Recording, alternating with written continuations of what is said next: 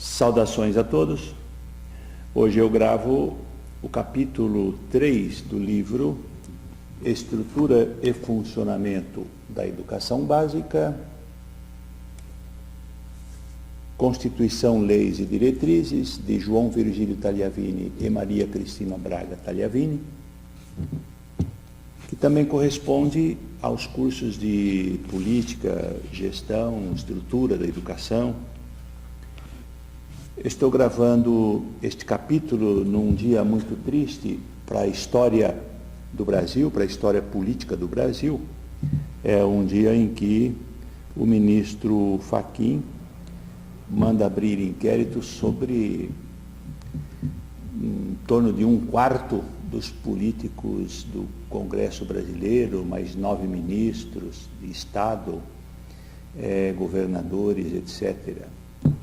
Um dia em que a política do Brasil passa por uma vergonha nacional muito grande, em que nós brasileiros, e principalmente nós educadores, tomamos consciência cada vez mais de que a educação para a política começa bem cedo e de que escola sem partido não existe, porque precisamos educar para a política consciente.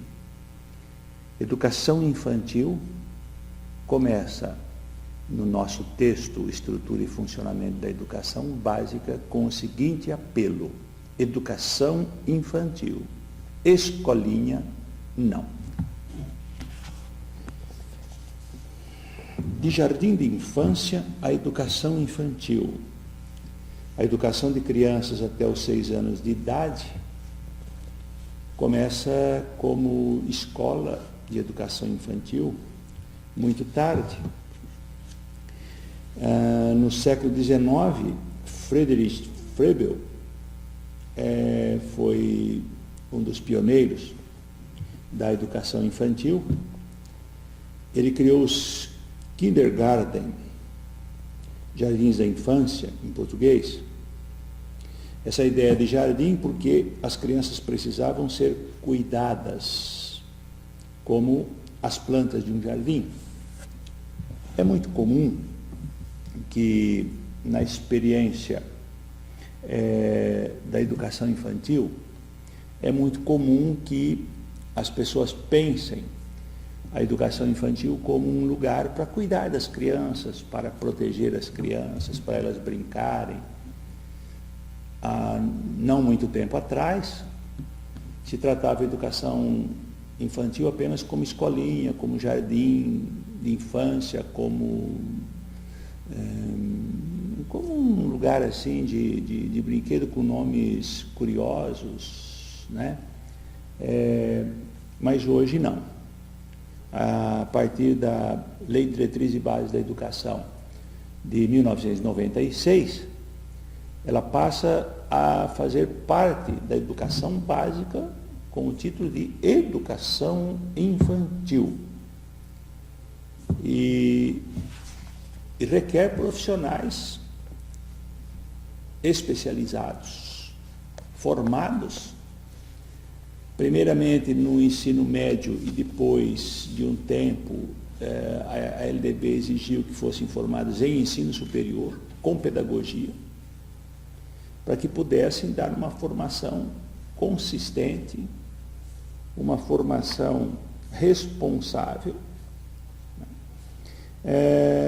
As primeiras escolinhas viraram jardins, parquinhos, onde uma tia cuidava de criancinhas, brincava com elas, alimentava, colocava para dormir, cantava, fazia festinhas.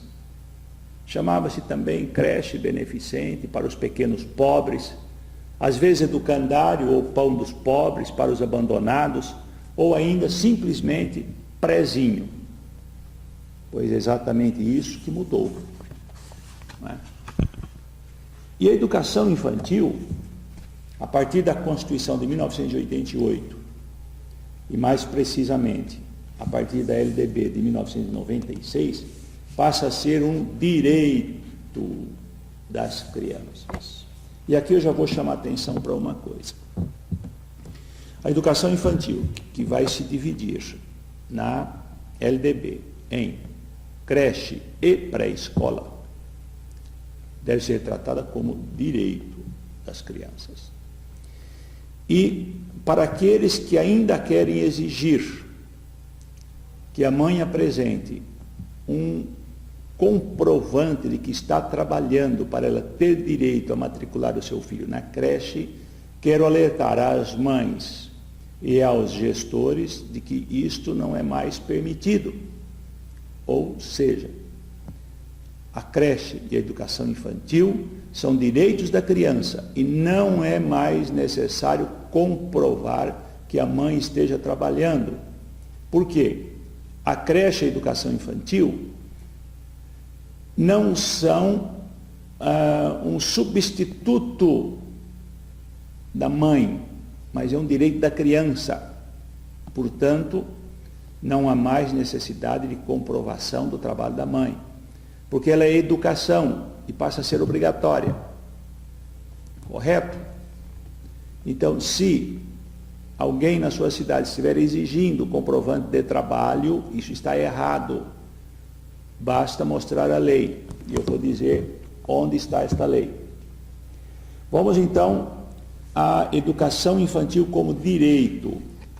Você vai ao artigo 227 da Constituição Federal, que diz assim: é dever da família, da sociedade e do Estado assegurar à criança, ao adolescente e ao jovem, com absoluta prioridade, o direito à vida, à saúde, à alimentação, à educação, ao lazer, à profissionalização, à cultura, à dignidade, ao respeito, à liberdade e à convivência familiar e comunitária, além de colocá-los a salvo de toda forma de negligência, discriminação, exploração, violência, crueldade e opressão.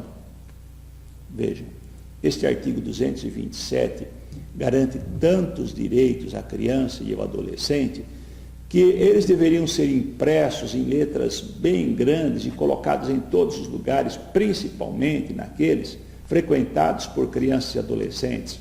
E os pais deveriam imprimir este artigo 227 da Constituição e colocá-las nas suas casas, colocá-las na geladeira, e para poderem exigir esses direitos, sempre que eles forem ameaçados ou violentados.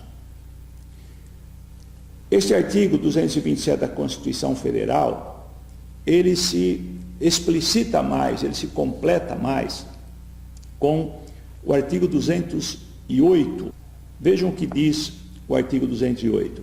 O dever do Estado com a educação será efetivado mediante a garantia de, inciso 1, educação básica obrigatória e gratuita dos 4 aos 17 anos de idade, assegurada inclusive sua oferta gratuita para todos aqueles que a ela não tiveram acesso na idade própria. Então, dos 4 aos 17 anos, ela é obrigatória. Educação infantil na pré-escola, que é o segundo estágio da educação infantil, além de ser direito, passa a ser obrigação. Os pais devem matricular os seus filhos na pré-escola, que se inicia aos 4 anos de idade. O inciso 4 do artigo 208 diz assim: é também garantido à criança educação infantil em creche e pré-escola, às crianças até 5 anos de idade. Então é garantida a creche às crianças.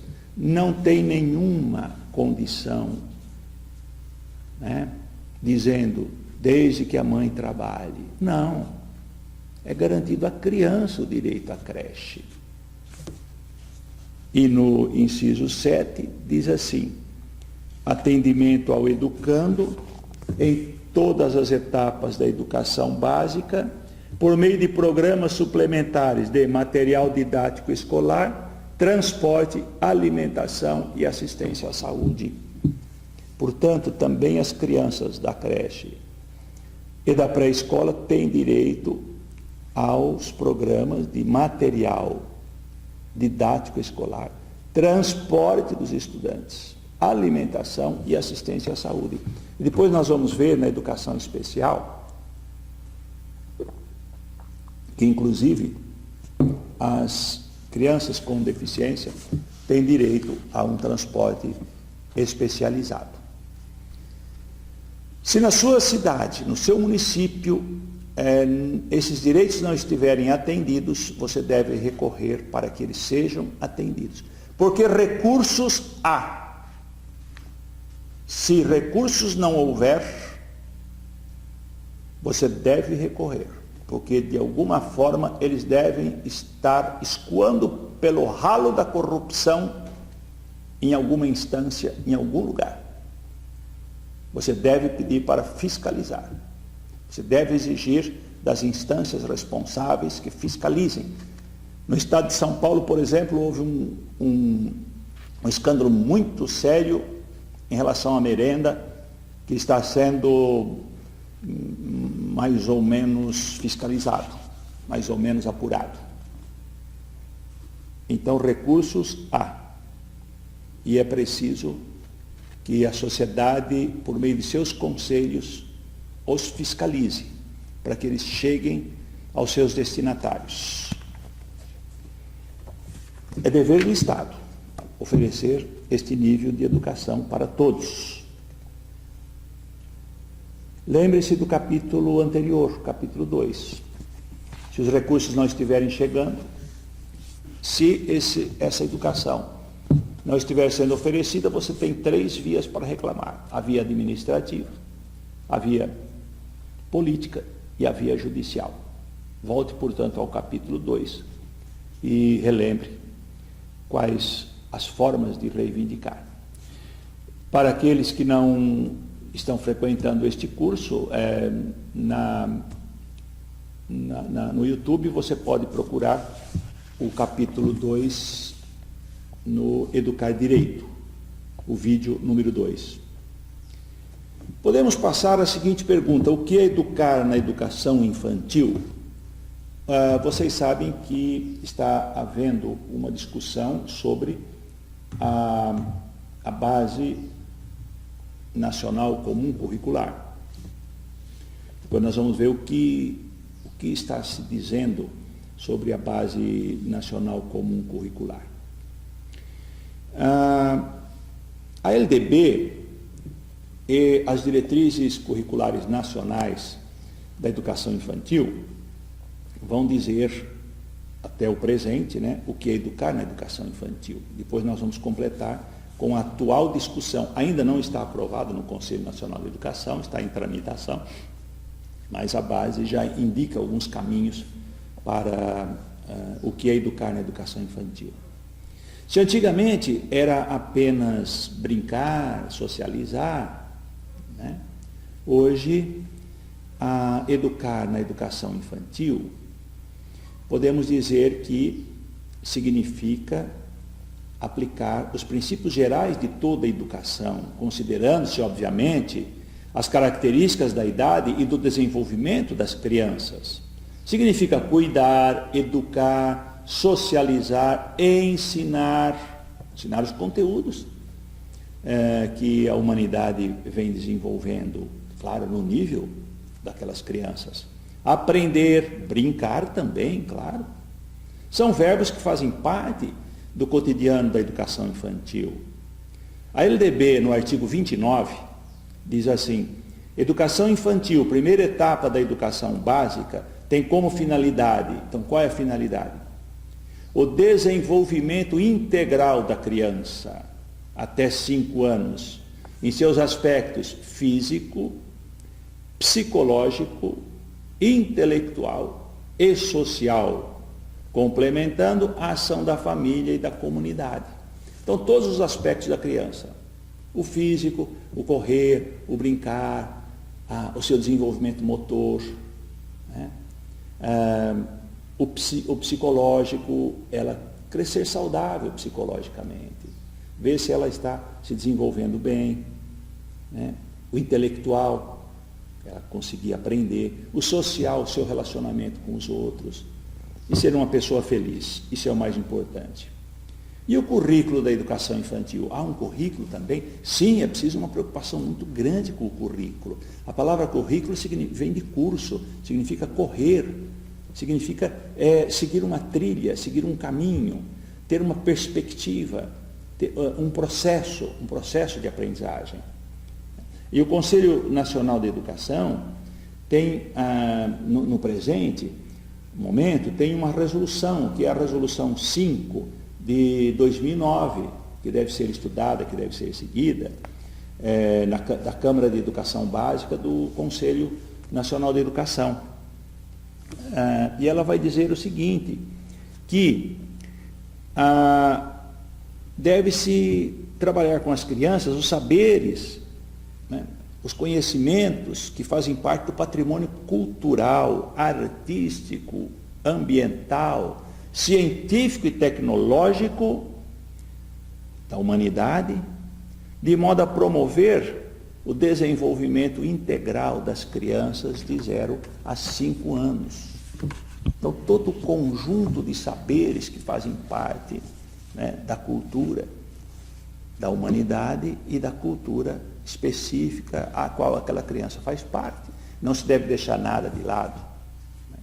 E aí eu chamo a atenção de uma coisa, não é só aquela cultura que a criança, a qual a criança está exposta e que lhe é imposta pelos meios de comunicação social, aquilo que se torna praticamente único num país em que o único meio de comunicação social praticamente impõe uma única cultura de norte a sul do país. Não. É toda a cultura, todos os traços culturais. Então a escola é o lugar em que se corrige essa visão única de cultura imposta por um único meio de comunicação social, né? Então eu diria assim, às vezes a escola, quando chega nas suas festinhas, consulta as crianças, o que vocês gostariam de cantar, o que vocês gostariam de fazer? Isso não está muito certo. Por quê? Porque às vezes as crianças falam assim, nós gostaríamos disso, daquilo, e o que elas gostariam é aquilo que a TV impõe. Não, a escola tem que superar isso. A escola, muitas vezes pensando em ser democrática, ela deixa que a TV imponha uma falsa democracia. A escola tem que ajudar a construir uma democracia muito mais plural. E essa democracia mais plural é aquela que considera todas as manifestações. A criança, portanto, sujeito histórico, deve ser o centro do planejamento curricular, dizem as diretrizes curriculares do Conselho Nacional de Educação. A criança, centro do planejamento curricular, é sujeito histórico e de direitos, que nas interações, relações e práticas cotidianas, que vivencia e constrói sua identidade pessoal e coletiva, brinca, imagina, fantasia, deseja, aprende, observa, experimenta, narra, questiona e constrói sentidos sobre a natureza e a sociedade, produzindo cultura. Quer dizer, na escola, a criança também produz cultura. Imagina todas as crianças nas escolas do Brasil todo. Ela está praticamente metade da sua vida de criança na escola. Então, ali também ela produz cultura. É preciso estar atento a isso, né? E o artigo 6º das diretrizes do Conselho Nacional de Educação traz um ponto muito importante, que é o seguinte: as propostas pedagógicas de educação devem estar atentas a 3 grandes princípios, que são os princípios éticos, políticos e estéticos. Novamente aqui eu chamo a atenção, nesse dia triste que nós estamos vivendo na política brasileira, a importância dos princípios éticos.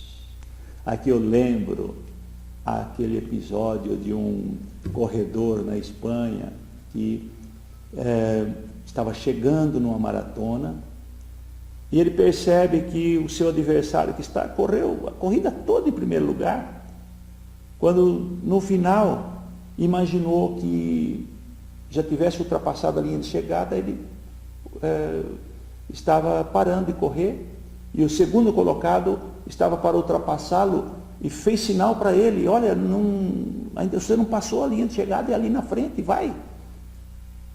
E o adversário olhou, correu mais um pouco e ultrapassou a linha de chegada. E o que o avisou passou logo em seguida em segundo lugar, que era mesmo o seu lugar na corrida. Depois o jornalista lhe perguntou: mas por que você fez isso se você tinha chance de ganhar a corrida? Ele falou: não, eu não ia ganhar a corrida, ele que ia ganhar, porque ele correu o tempo todo na frente, ele estava na frente, ele apenas se equivocou quanto à linha de chegada. Ele falou: puxa, mas por que você fez isso? Ele falou: porque era justo. E como eu ia responder à minha mãe? Eu ia olhar para a minha mãe, que me ensinou a verdade e a justiça. Eu não ia ter coragem de olhar para ela depois. Vejam que é o princípio ético na vida de uma pessoa. Porque eu não teria vencido a corrida, seria uma trapaça, mesmo ele tendo se equivocado. Eu teria subido ao pódio, mas eu não seria vencedor. Eu seria um derrotado ético. Isso é ética. Isso é ética. Contrário do que nós estamos vendo nas denúncias que lemos no jornal hoje. Então, princípios éticos, políticos e estéticos, a beleza. E os políticos, gente? Está aqui novamente, não existe escola sem partido, não existe, não dá para fazer uma escola neutra. As diretrizes curriculares nacionais do CNE, do Conselho Nacional de Educação, dizem também que as propostas devem ser flexíveis, considerando que este Brasil é muito grande e há muitas realidades diferentes, as regionalidades, as diversas culturas, como, por exemplo, os povos indígenas, as comunidades quilombolas, as comunidades ribeirinhas, né? Os regionalismos, né? Norte, Sul, Sudeste, Centro-Oeste, Nordeste. O parágrafo 3º do artigo 6º, do artigo 8º, diz o seguinte: as propostas pedagógicas da educação infantil das crianças filhas de agricultores, familiares, extrativistas, pescadores artesanais, ribeirinhos, assentados e acampados da reforma agrária, quilombolas, caiçaras, povos da floresta, devem o quê? Reconhecer os modos próprios de vida, ter vinculação inerente à realidade dessas populações, flexibilizar, se necessário, o calendário, por causa do tipo, né, de produção, quando eles têm que trabalhar mais, quando eles podem estar mais de folga, valorizar e evidenciar os saberes próprios de cada um, prever a oferta de brinquedos e equipamentos que respeitem as características ambientais, socioculturais da comunidade, etc. E também o seguinte, diz que deve contemplar todos os conteúdos, não é só o brincar, socializar ou cuidar, uma vez que tem que trabalhar com a integralidade da formação. Então, os conteúdos também são importantes, não se pode descuidar dos conteúdos, embora eu diria assim, não vamos também estressar as crianças logo cedo, pensando que já estamos preparando para o sucesso no Enem ou para o vestibular. Aí também não, né, gente? Também não vamos transformar a criança num pequeno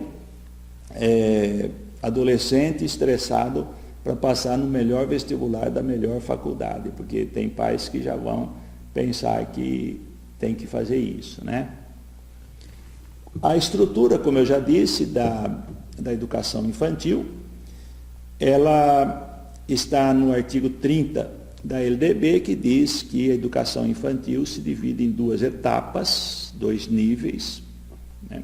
Creche do 0 aos 3 anos e 11 meses, e a pré-escola dos 4 aos 5 anos. Uma outra coisa muito importante, na educação infantil, a avaliação que também existe não é uma avaliação no sentido da promoção. A avaliação existe, então, na educação infantil, para quê? O artigo 10 do Conselho Nacional de Educação diz assim, que a avaliação deve ser uma observação crítica e criativa das atividades, das brincadeiras e interações das crianças no cotidiano. E como avaliação, os educadores devem utilizar múltiplos registros realizados por adultos e crianças, como relatórios, fotografias, desenhos, álbuns. E deve ser uma continuidade dos processos de aprendizagem por meio da criação de estratégias adequadas aos diferentes momentos, como, por exemplo, a transição da casa para a instituição, como é que a criança enfrentou essa transição? As transições no interior da instituição, por exemplo, como ela enfrentou a transição da creche para a pré-escola, depois como ela enfrentou a transição da pré-escola para o ensino fundamental. E essas anotações devem servir para os pais acompanharem o desenvolvimento da criança na escola. Deve haver uma troca entre as avaliações, por exemplo, as avaliações médicas, psicológicas e as da escola. Agora, preste atenção, nunca nós devemos aceitar na escola que as avaliações médicas determinem o que a escola deve fazer com a criança. As avaliações médicas, elas auxiliam, elas podem orientar, elas podem ajudar, mas nunca elas vão determinar, olha, a escola agora deve fazer isso, agora deve fazer aquilo, agora deve fazer aquele outro. Porque o que determina na escola é o projeto político-pedagógico, é a orientação escolar, né? É a coordenação pedagógica e assim por diante. Levando em consideração, obviamente, todas as outras orientações que vêm de casa, né, que vêm dos profissionais que atendem a criança fora da escola. Mas nunca no sentido de que a orientação externa determine todas as atividades da escola, porque senão criaria uma balbúrdia na escola com orientações muitas vezes contraditórias para cada criança. Em relação à carga horária da educação infantil, a LDB diz o seguinte: o turno parcial implica em um mínimo de 4 horas diária e o turno integral, o mínimo de 7 horas diária. E a frequência mínima exigida para que se cumpra a obrigatoriedade, para que os pais cumpram a sua obrigatoriedade de levar as crianças à escola, é uma carga horária mínima de 60% de frequência. E agora tratamos de uma questão muito polêmica, que é a idade mínima para o ingresso na pré-escola e no ensino fundamental.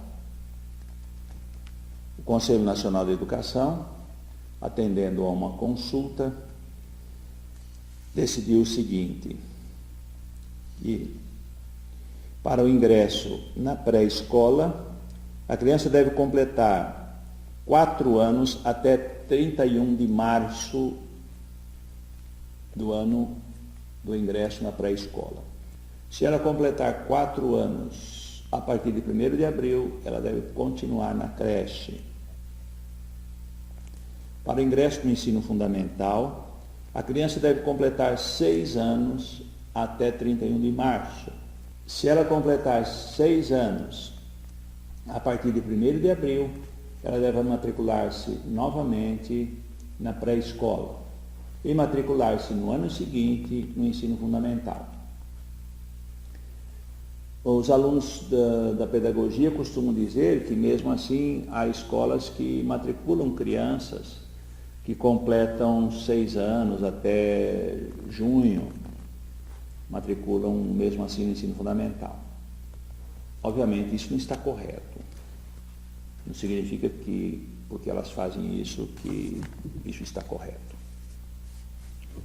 No dia 16 de dezembro de 2014, ao votar o relatório do ministro Sérgio Kukina, o Superior Tribunal de Justiça julgou o recurso favorável à União, decidindo a questão pela legalidade da resolução do Conselho Nacional de Educação. Portanto, já existe uma jurisprudência dizendo que realmente o Conselho Nacional de Educação está correto e deve-se respeitar a idade mínima de que a criança tenha 6 anos, até 31 de março do ano em que ela ingressa no ensino fundamental. Portanto, é uma questão resolvida, pelo que eu entendo, não há o que se discutir, deve-se respeitar.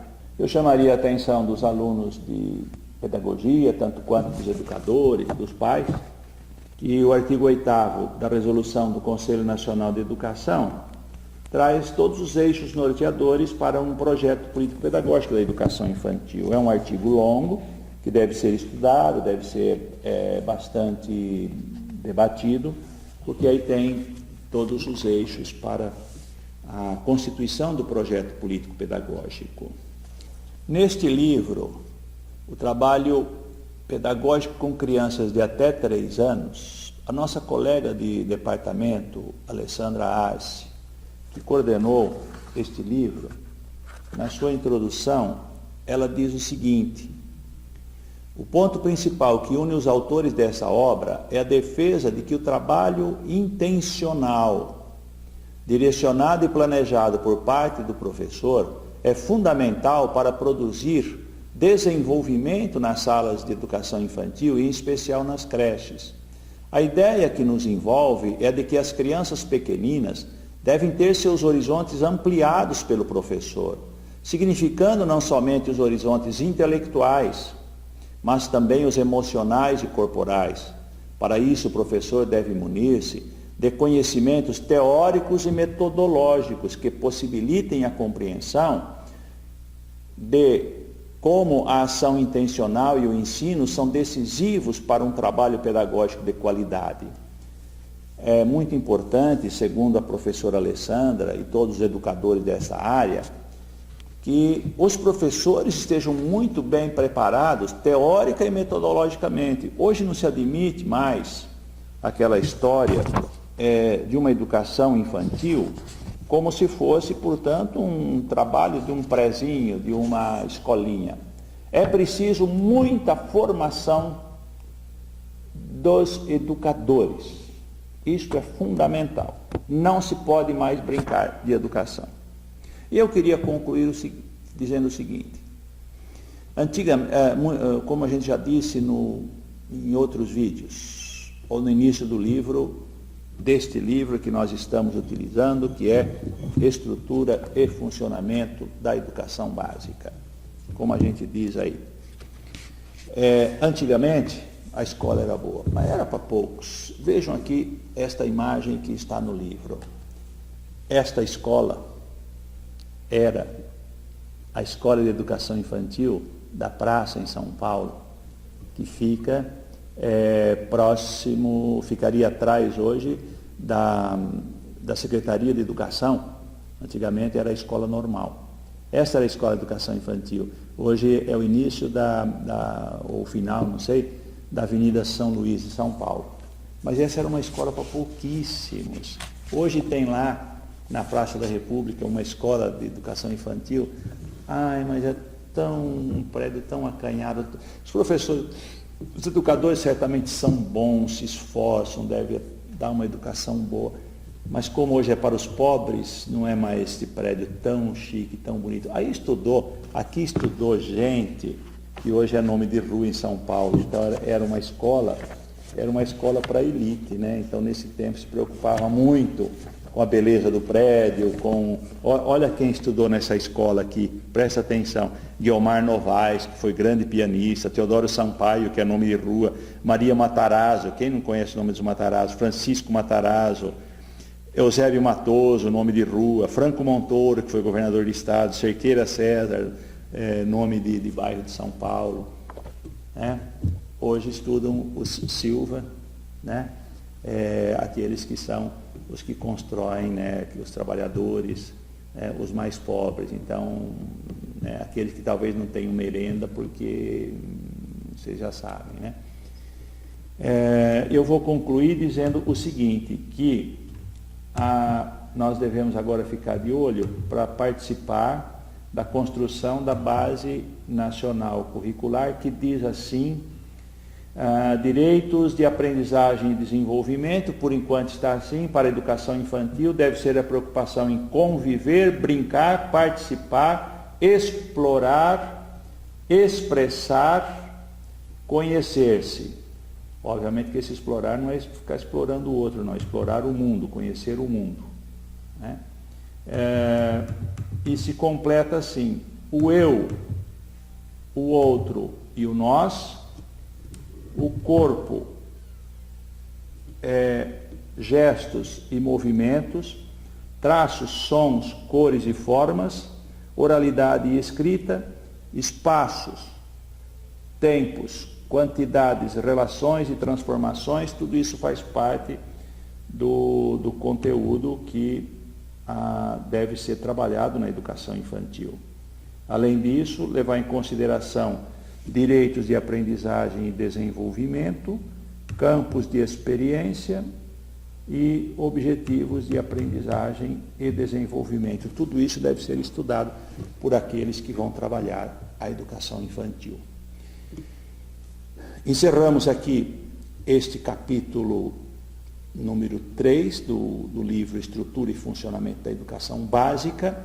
Mais conhecimentos e atualizações vocês poderão acompanhar no site educardireito.com.br. Saudações a todos e assistam ao próximo vídeo, o capítulo 4, que tratará do ensino fundamental.